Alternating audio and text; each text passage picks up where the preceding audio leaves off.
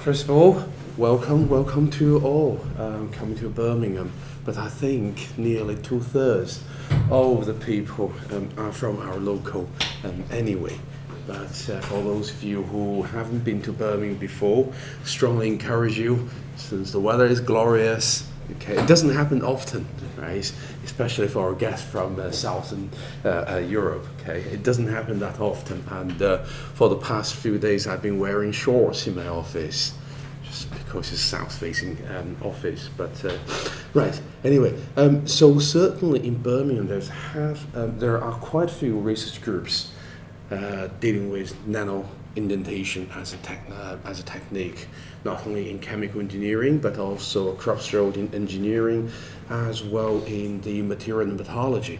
So in here today, I'm going to talk about what we do, or specifically in terms of the hydrogel.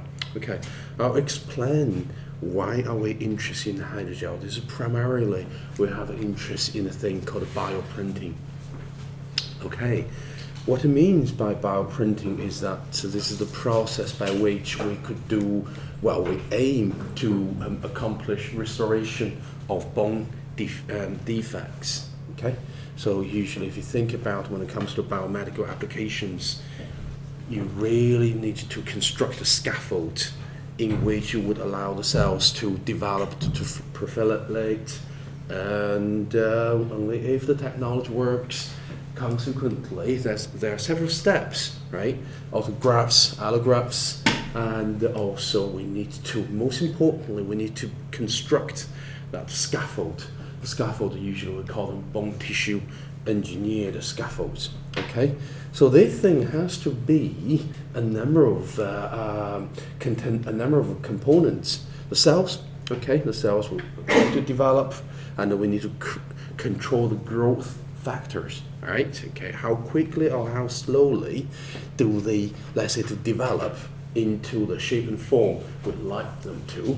And of course, very importantly in here, we need to control the environment, just like we are in this building. Okay, we have the room, but we don't really want the room to collapse whilst we're all in here. Okay, so the polymer used in here, that's what we call the artificial extracellular matrix. That is very important for us to control and to provide a, let's say, a comfortable environment for the cells to develop.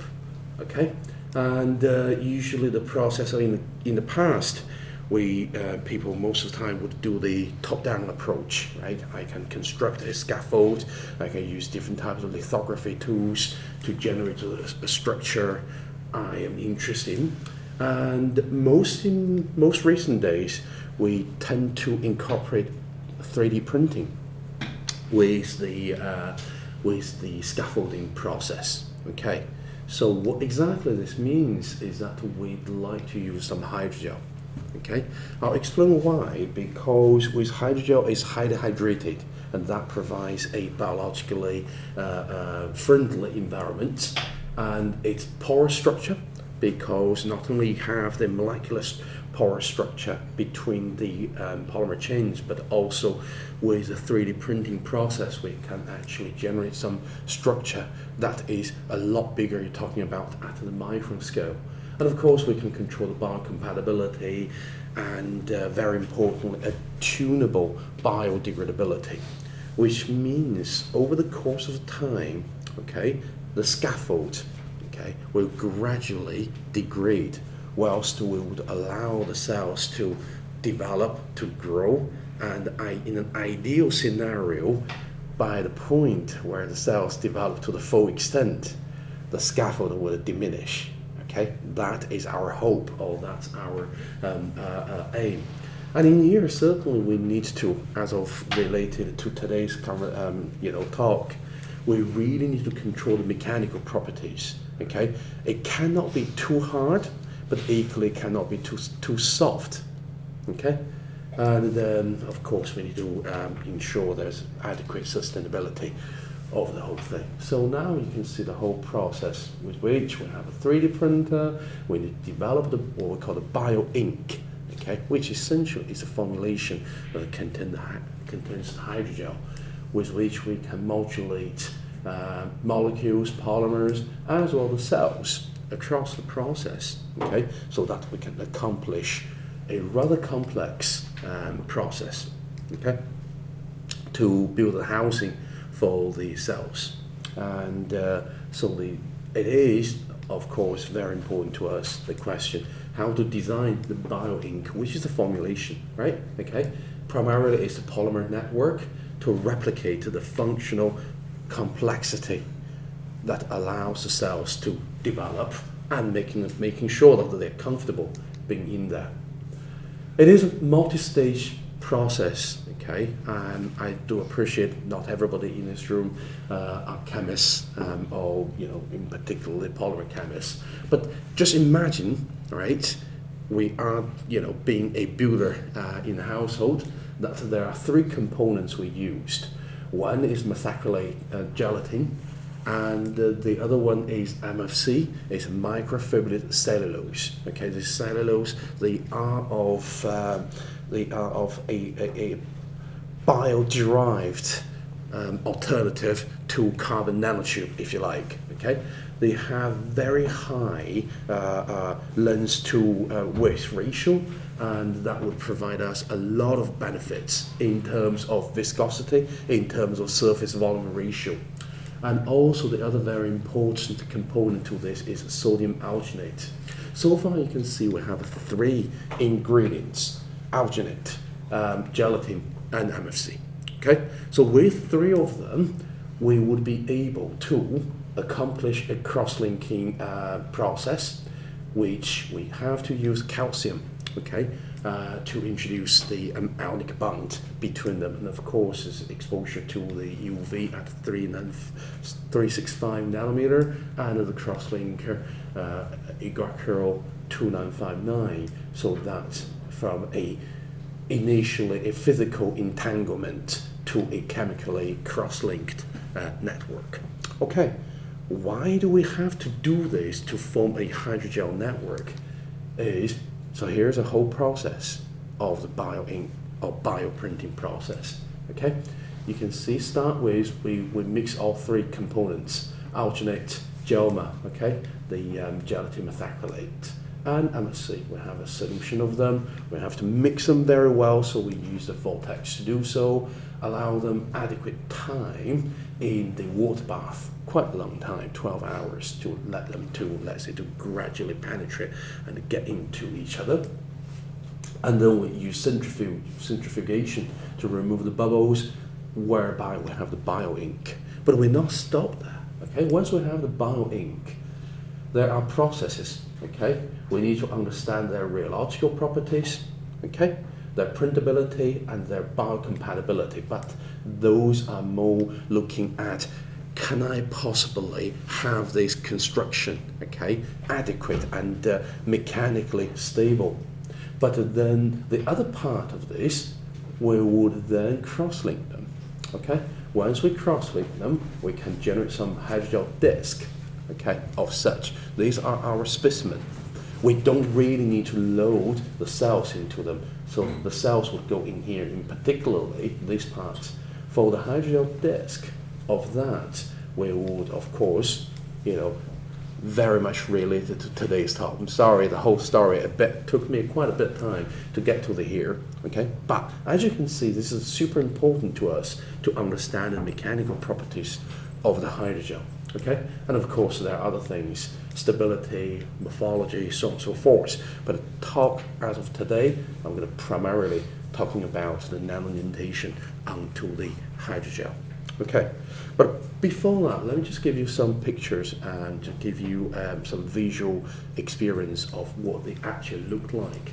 You see, from the left to the right, these are the raw ingredients like gelma, okay, gelatin methacrylate. And you can see once we turn the falcon tube around, they would all come to the bottom, okay, once we turn them around, which has a very visual indication that they are quite watery, okay. And so is once we have some gelma with some 0.7% of MFC, they would also come to the bottom, as well the pure alginate or pure alginate with MFC or even with Gelma plus alginate.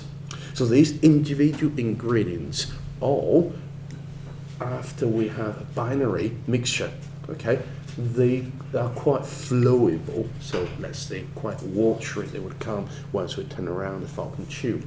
But once we polymerize, once we cross-link them, now you can see we change them from a solution to a gel that is very difficult to process in terms of highly viscous. Okay, that is very important for the bioprinting process, because part of this, we cannot afford them to be too watery or, in a sense, very low viscosity, because the moment we print out from the printer, we need them to stay stable adequately long enough. Okay, so just before we get onto the nanomechanical measurements, you can see, so this is the bioprinting process by which we can load the formulation, the bioink formulation into it, and with that we can construct a different structure, which I will show you later. But you can see that is what you would, what we observed if we would have the Gelma alginate. Remember, it was quite watery, and because of that and the high surface tension, it will stay as a bubble at the end of the tip. Whilst if they are viscous enough, they would overcome the gravity as well, the viscosity. Okay, the Reynolds number is adequate to overcome the Weber number that's governed by the surface tension. Okay, so that would generate the filament so that we can control some of the very, very fine structure on the surface. Okay, and then there are too many things to worry about before we worry about the mechanical properties.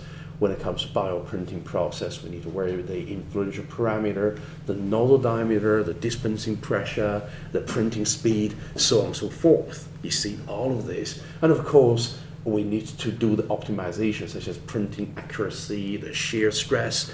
Very important is about this one, because the moment we apply the pressure to push the bioink that contains both the polymer matrix as well the cells, we need to ensure that the shear stress, okay, caused by the reduced orifice, it won't necessarily cause too much stress to the biological object, which are the cells within that formulation. So it is a fine balance. We want this to be viscous, but we cannot afford it to be too viscous, as well making sure there's adequate shear stress, okay, to let the not to damage the cells. Okay. Anyway, long story short, coming to what exactly what we did in here, looking at the construction of the ionic cross-linked hydrogel. Okay, as I mentioned, we have the gelatin, we have the alginate, we have the MFC. In here we have two types of cellulose, because we wanted to ensure, let's introduce some cellulose fibers. Either is microfibrillated cellulose or nanofibrillated cellulose. They would work as a scaffold to support the mechanical properties of this. All right, okay? So the rest of them you're pretty familiar with, and we have the samples, Gelma alginate with nanofibrillated cellulose, 100% or maybe 25%, 75% between the nanocellulose and microfibrillated cellulose.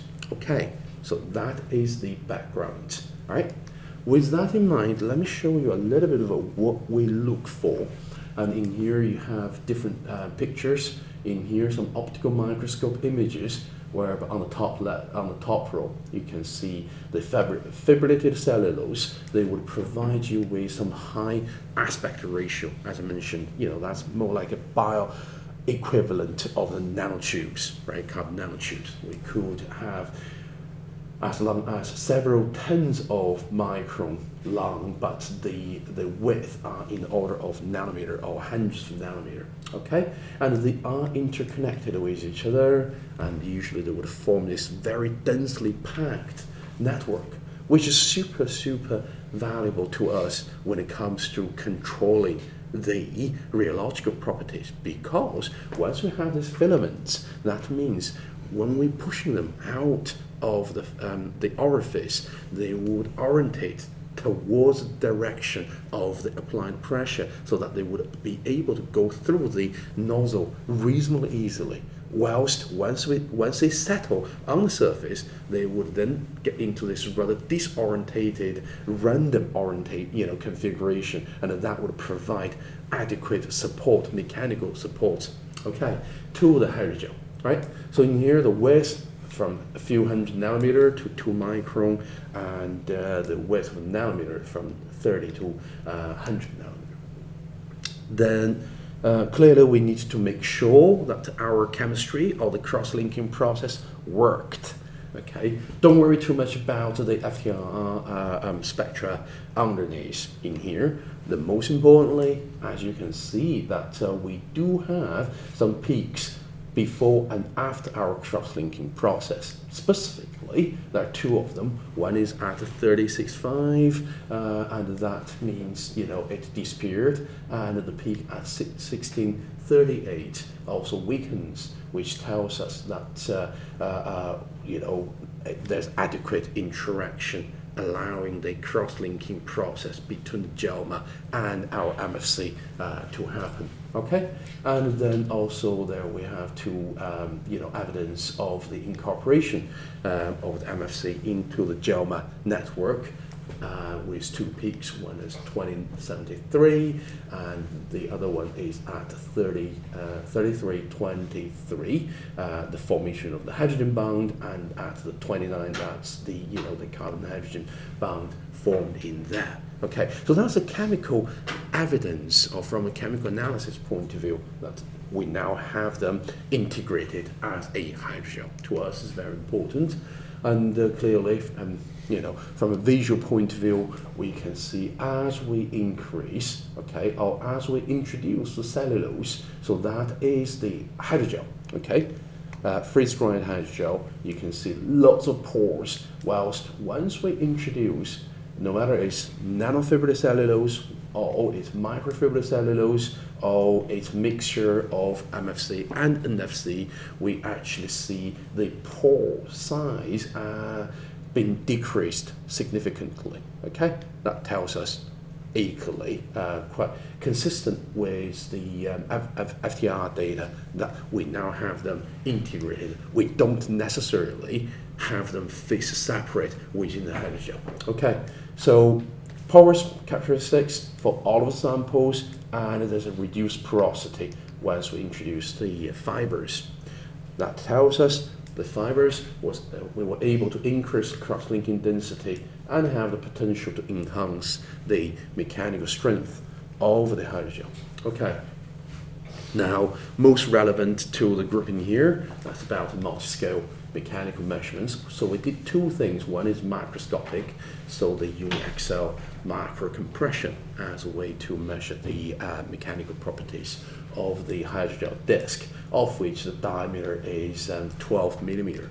Okay, and then of the similar sort of specimen, we were using the nanoindentation measurement to evaluate its Young's modulus. It wasn't a trivial task, I must admit. So there were lots of communication and exchange with Adrian with regards how to actually to ensure this. All right, okay. But anyway, long story short, let me show you some data. You can see when it comes to, for example, the compressive stress, the macroscopic mechanical properties, which was relatively easy.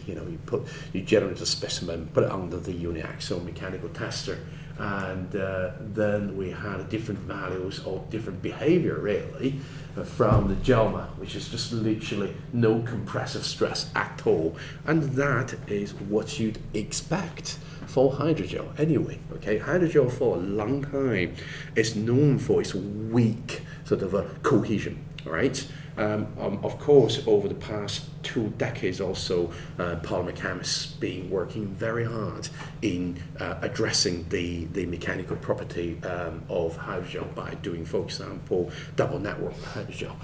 Some of the work, Roxana, I think, Roxana is somewhere, yes, on the back. Her work is primarily looking at how we can possibly improve the mechanical properties by doing 2 networks of the polymer into the hydrogel.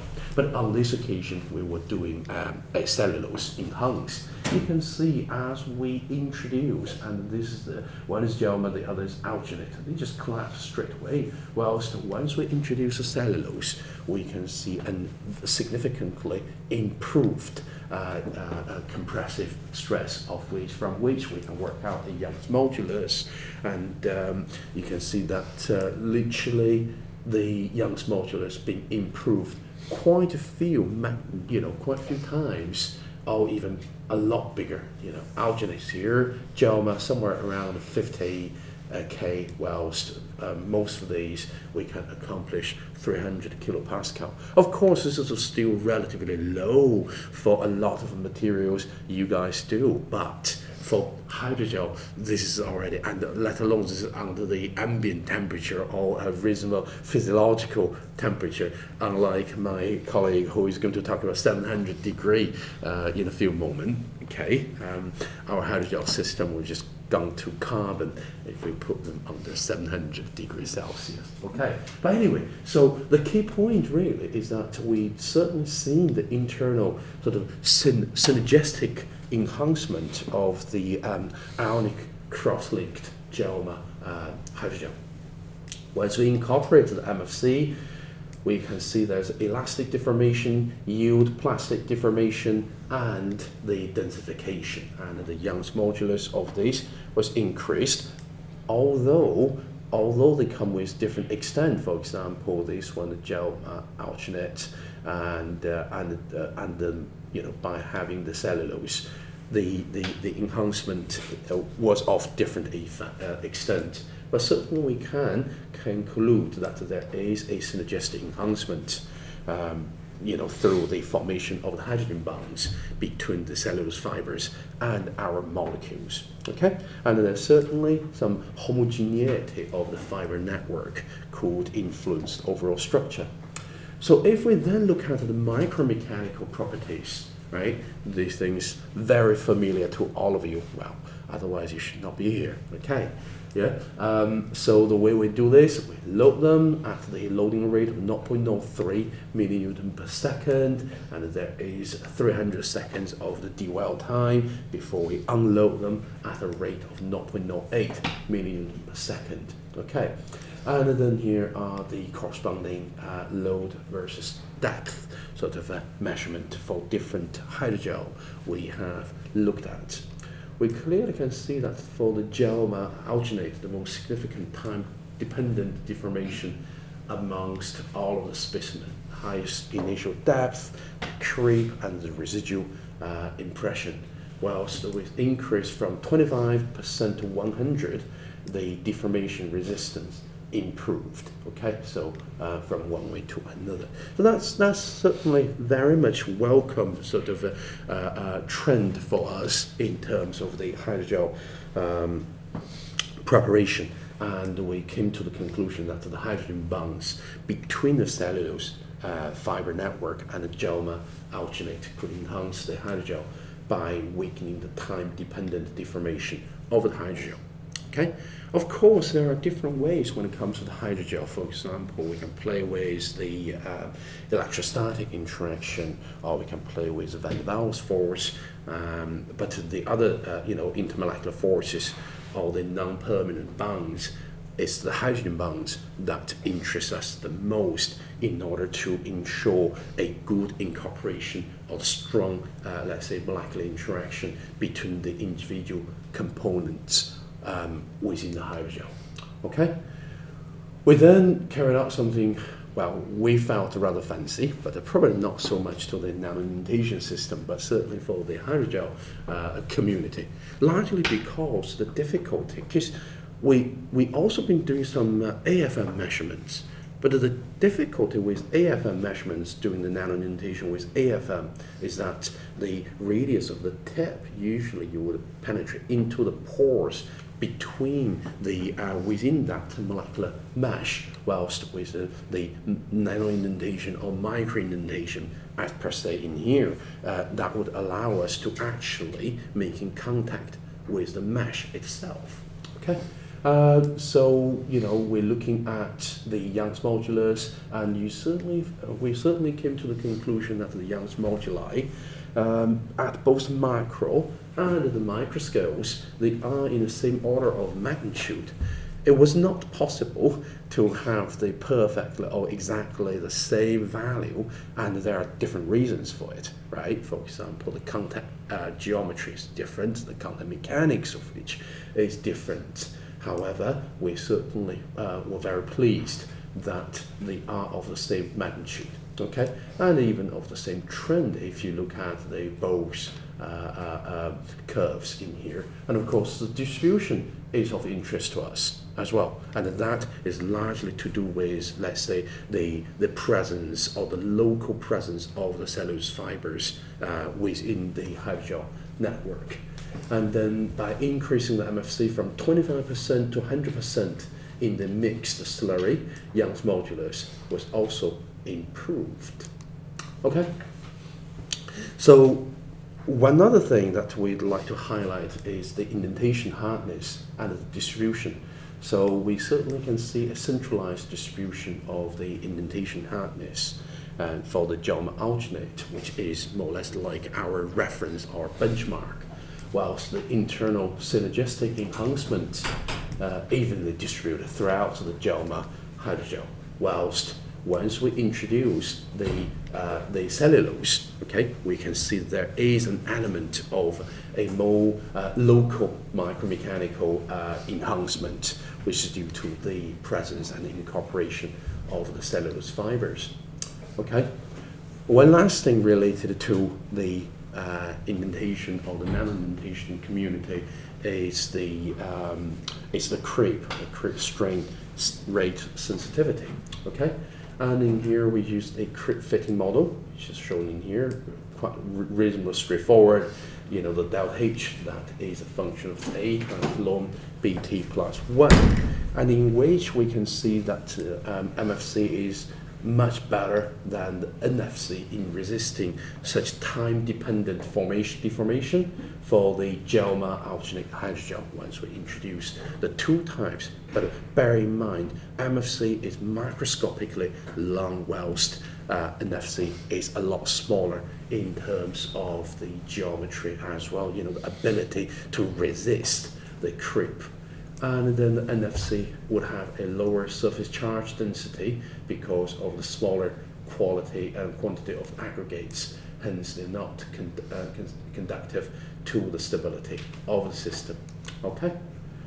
With that in mind, I'd like to conclude the work that we have done in here, really, is that the micro or the nanofibrillated cellulose ionic covalent enhancement sort of entangled Joma alginate hydrogel. We were able to develop them, to use them as the bioprinting or the bioink formulation. Clearly the cellulose fibers that would improve the macroscopic sort of compression strength and the Young's moduli of this through this synergistic interaction, which is largely is the hydrogen bonds between the cellulose and the hydrogel network. Okay? And the hydrogen bonds between the also weaken the time-dependent deformation of the cellulose composited IC hydrogel. And there are three enhancement mechanisms: cellulose fibers network, the synergy of the ICE and the synergy between the cellulose and ICE. Lastly, we definitely found that MFC is better than NFC in terms of the resisting the time-dependent deformation.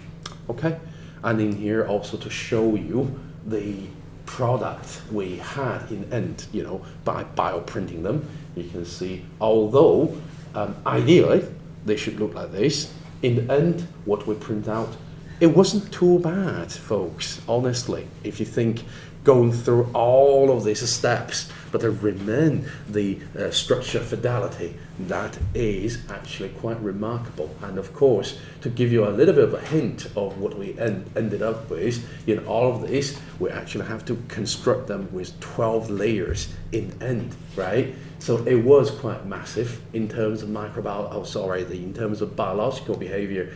You can see these certainly, and this is one of the printed structure whereby we can see the presence and the development of the cells on the scaffold. Right, with that, thank you very much for the time and thank you for the invitation.